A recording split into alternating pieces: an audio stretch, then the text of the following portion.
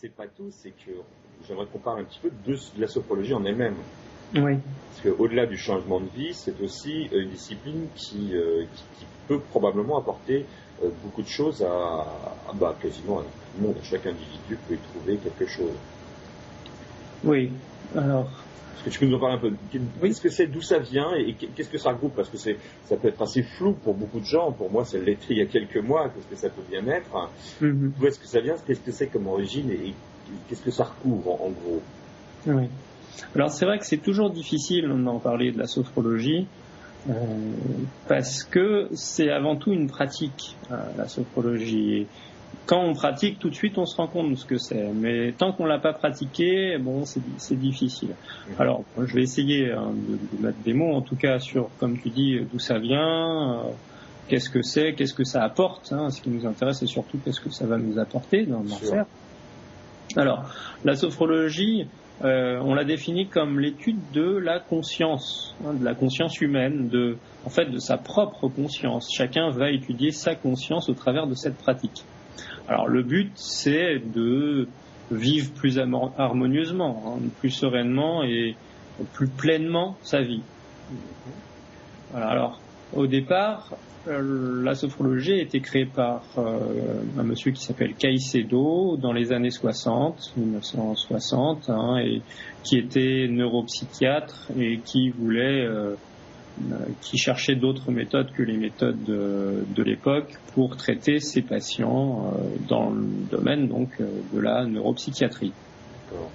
Il s'est intéressé à l'hypnose, donc la sophrologie, on peut dire, est née de l'hypnose. Ce qui le gênait dans l'hypnose, c'est que c'était pas très bien reconnu à l'époque et en fait, il s'est détaché de l'hypnose assez rapidement quand il a commencé à aller en Orient pour s'intéresser aux disciplines qui permettaient des changements d'état de conscience. D'accord. Donc, toutes ces techniques orientales comme le yoga, le zen ou d'autres courants orientaux de pratiques qui permettaient de faire des changements d'état de conscience. D'accord.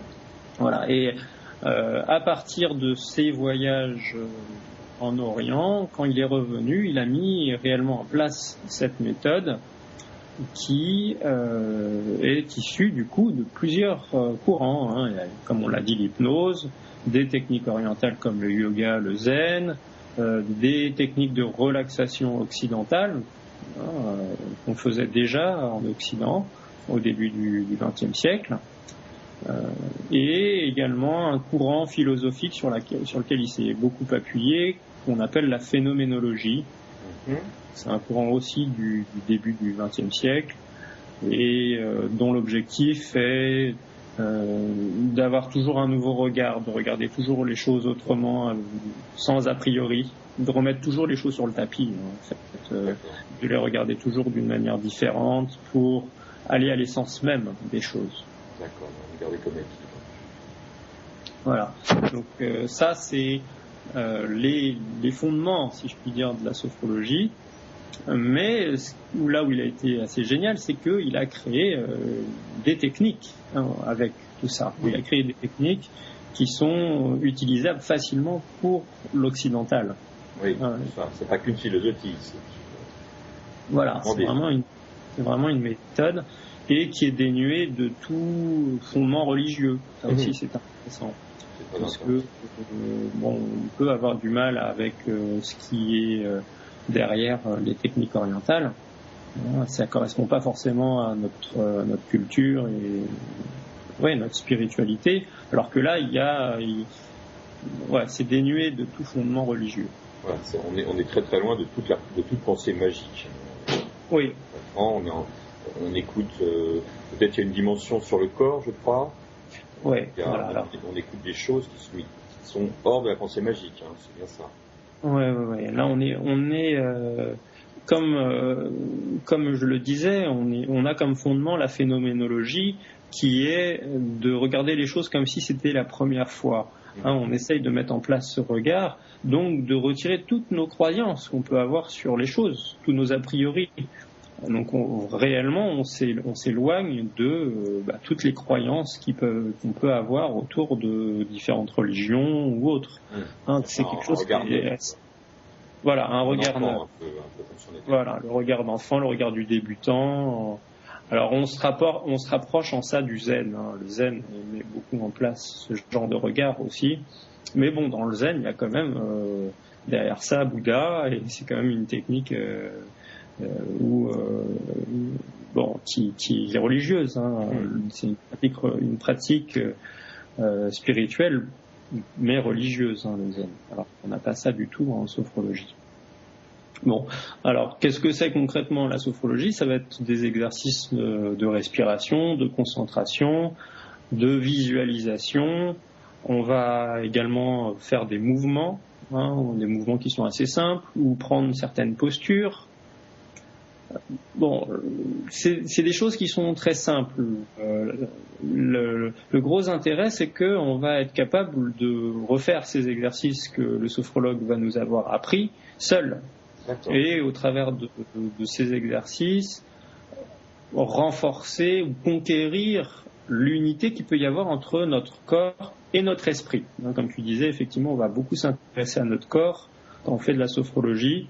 Notre corps qu'on délaisse un peu dans nos sociétés, dans nos modes de vie occidentaux, ou en tout cas on s'y intéresse quand il nous fait mal, où on a plutôt un corps objet.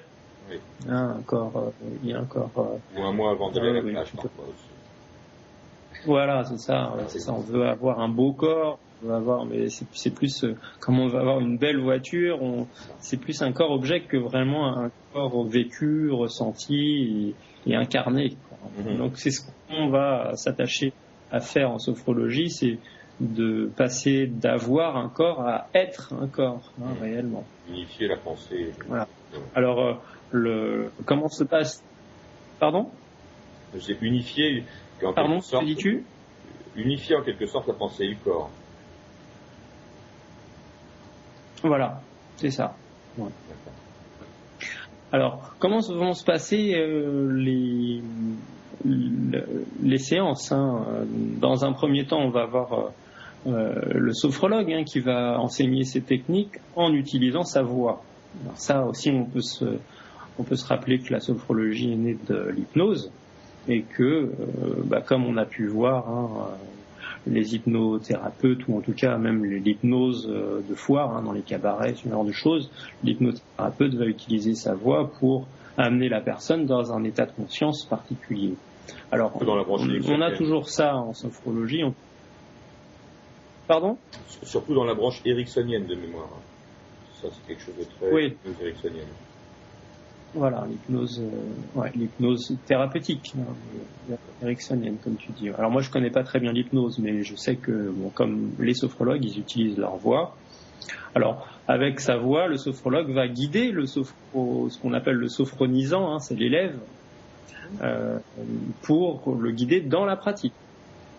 Alors, et c'est là où vraiment on va se démarquer de l'hypnose, c'est que son objectif au sophrologue, c'est que l'élève devienne de plus en plus autonome, et il va, dès la première séance, lui proposer de répéter les techniques qu'il aura apprises pendant la séance, seul, chez lui, ou en tout cas en dehors de la séance.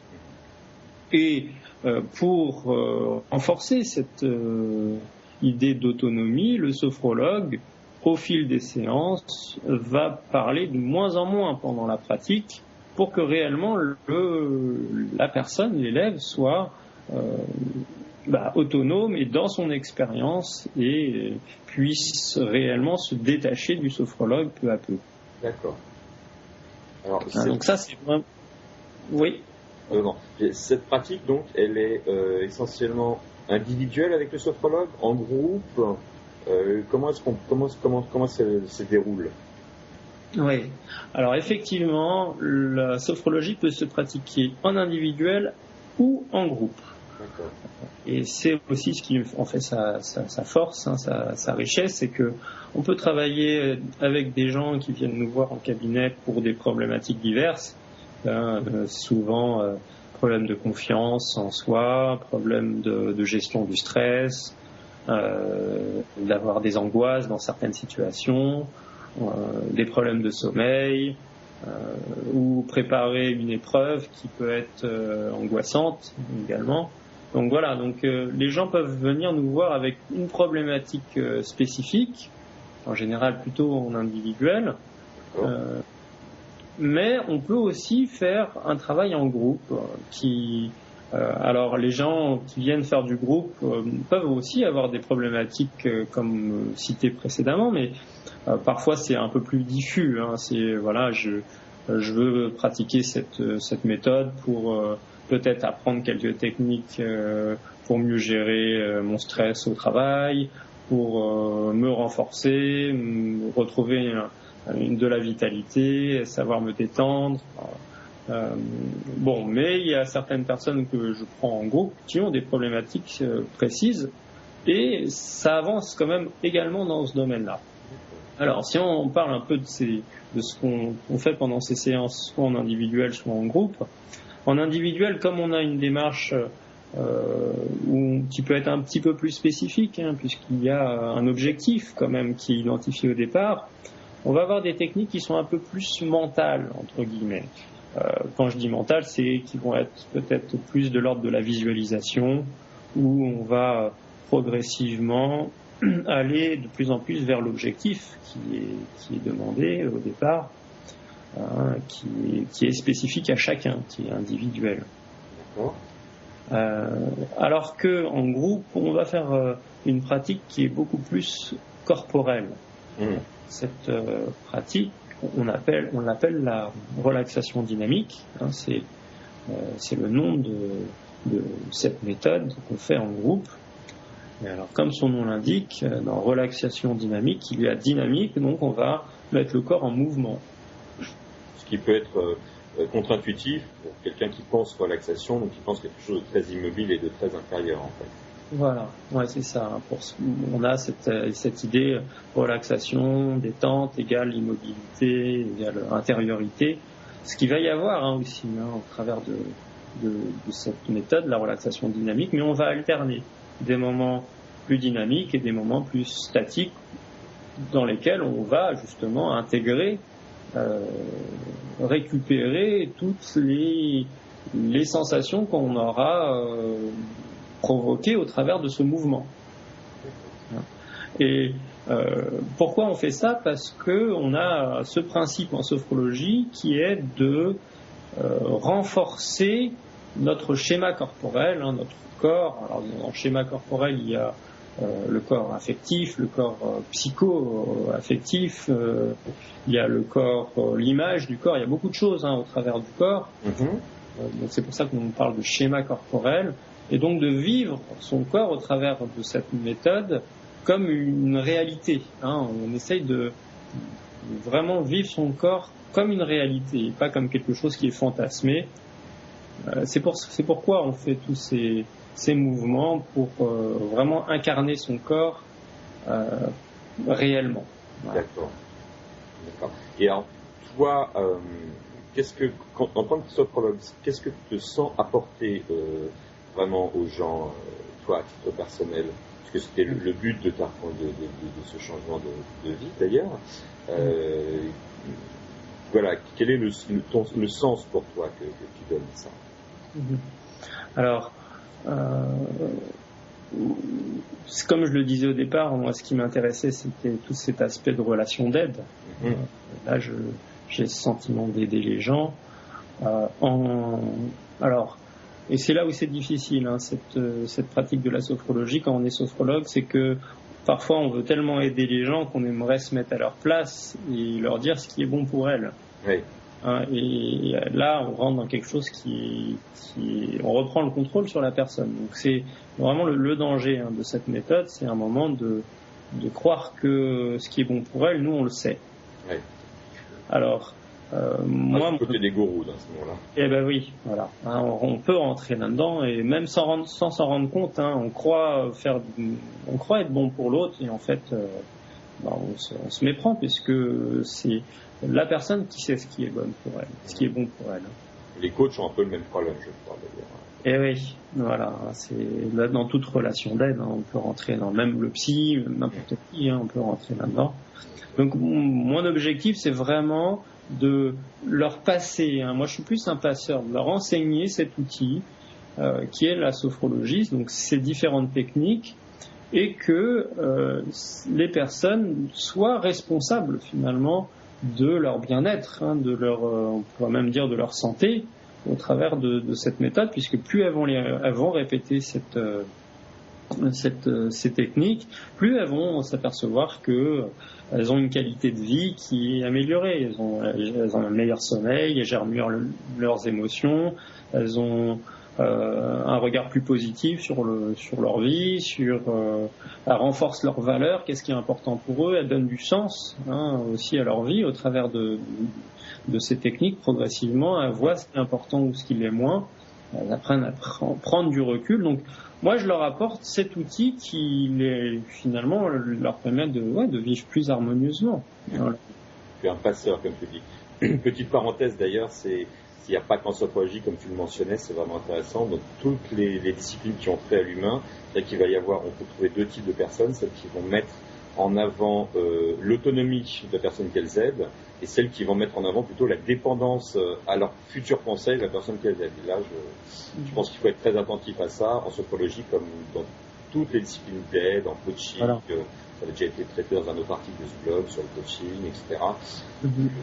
Quelqu'un qui aide une autre personne, normalement, son but, même si elle en vit, c'est pas la question, son but c'est de développer l'autonomie de l'autre personne et non pas sa dépendance à ses conseils, à ses pratiques. Voilà, ouais. Quelque chose d'essentiel et qui dépasse les cadres de la sophrologie. Oui, alors ce qui est difficile, c'est que les personnes qui viennent nous voir sont souvent en détresse. Oui. Et justement, elles voudraient une solution miracle, elles voudraient que... et puis on a cette approche-là aussi dans notre médecine classique, occidentale, où on va voir le médecin et c'est lui qui sait. Lui, il a le savoir et il va nous soigner. Il va nous dire ce qu'il faut faire. Il va nous donner un médicament et c'est lui qui sait. Alors que là, on a une approche qui est complètement différente. Moi, je dis à la personne qui vient me voir, moi, je sais pas. Je connais juste ces techniques que je vais vous apprendre, mais c'est vous-même qui allez développer vos capacités d'auto-guérison, si je puis dire. On va pas faire de la thérapie en sophrologie, on va plutôt faire de la prévention en santé. Plus on va pratiquer, mieux on va se sentir dans sa peau, on va avoir une plus grande harmonie corps-esprit, du coup on va être moins malade. C'est ça l'idée qui est derrière. Mais on va pas régler un problème avec la sophrologie, je vais pas régler un problème viral ou ce genre de choses. Non, c'est plus se sentir plus fort, peut-être développer, renforcer ses défenses immunitaires aussi à travers de la sophrologie. Bon, alors bien sûr, on peut pas l'affirmer ce genre de choses, on peut pas le mesurer, mais il y a cette idée que bien sûr quand on se sent plus fort, quand on a plus de vitalité, quand on se sent mieux dans sa peau, eh bien on est plus fort pour affronter toutes les choses de sa vie. D'accord. Voilà. Donc oui, c'est réellement les rendre autonomes et pas vouloir prendre leur place pour les guérir. C'est comme tu dis la grosse difficulté. Ouais. D'accord, très bien. Donc c'est la sophrologie, c'est quelque chose que tu évidemment que tu conseilles aux gens d'examiner dans leur vie, quoi. Ouais. Parce que ça peut apporter donc pas mal de choses. Telles que tu viens de les expliquer. Donc pour toi, c'est quoi ils peuvent s'y intéresser pour... on peut récapituler un petit peu, pour se sentir mieux dans leur peau, pour gérer la manière dont ils affrontent le stress, pour... Oui, alors, c'est réellement devenir acteur. C'est un outil pour devenir acteur de son bien-être, mais pas uniquement de son bien-être, aussi je pense qu'il y a beaucoup de gens qui vont se reconnaître là-dedans, c'est de pas réellement vivre sa vie. On a sa vie qui passe, il se passe plein de choses, mais on la goûte pas, sa vie. On a l'impression que c'est une somme d'événements qui sont là, mais on les vit pas, ces moments-là. Donc avec la sophrologie, on va renforcer cette capacité à vivre à se vivre au travers de ce qui est en train de se vivre. Le présent, donc. Voilà, renforcer cette capacité à vivre l'instant présent. Et du coup, réellement vivre sa vie, tout simplement, et pleinement. La goûter, s'éveiller finalement au travers de sa vie, s'épanouir. Et on va le développer par une méthode, une pratique qui est assez simple finalement. C'est aussi le gros avantage de cette méthode, c'est que on est autonome, on peut le faire seul et que c'est très simple. C'est des techniques qui sont très courtes. On peut pratiquer une technique longtemps, on peut le faire, ça peut durer pendant 3/4 d'heure, une séance, mais ça peut aussi durer 30 secondes. Quand je dis 30 secondes, c'est des petites choses flash comme ça, et plus on va les répéter, finalement, c'est pas forcément la durée de la technique qui importe, mais c'est plus la répétition. Donc plus on va répéter ces techniques, plus on va sentir les effets, on va progressivement maîtriser toutes ces techniques pour que on les intègre complètement, qu'elles fassent partie de nous. D'accord. Et du coup, c'est pas mal adapté aussi à notre civilisation, où c'est vrai qu'on a du mal à se dégager du temps.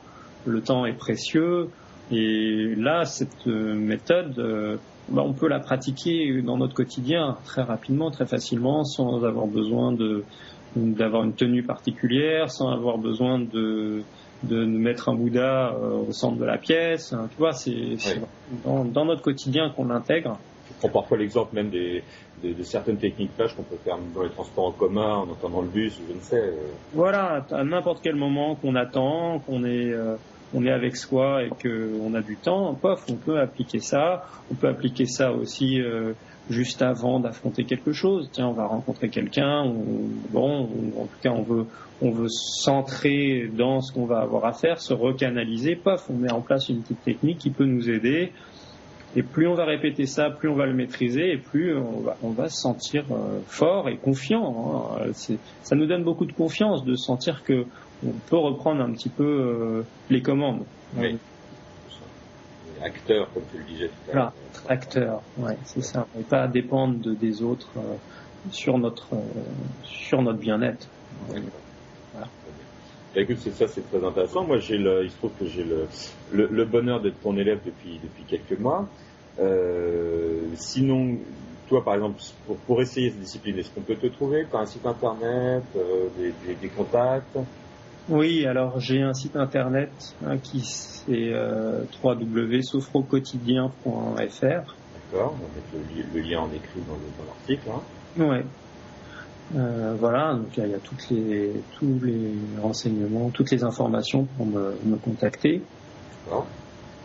Voilà. C'est parfait. Moi, je ne peux que recommander, puisque en tant qu'élève, je trouve ça très, très instructif, très intéressant et pratiqué par toi, donc fait de la bonne manière, donc pas par un gourou, mais par un passeur. Ouais. Dire ça comme ça. Ouais. Très bien. Écoute, Ronald, merci beaucoup pour toutes ces précisions intéressantes, tant sur l'aspect reconversion de ta vie que sur ce qu'est la sophrologie. Mm-hmm. Et puis, j'enjoins tout le monde à aller jeter un œil à ton site internet. Merci beaucoup, Mathieu, pour cette interview. C'était sympa. C'est moi qui te remercie. À bientôt, Ronald. À bientôt. Au revoir. Au revoir.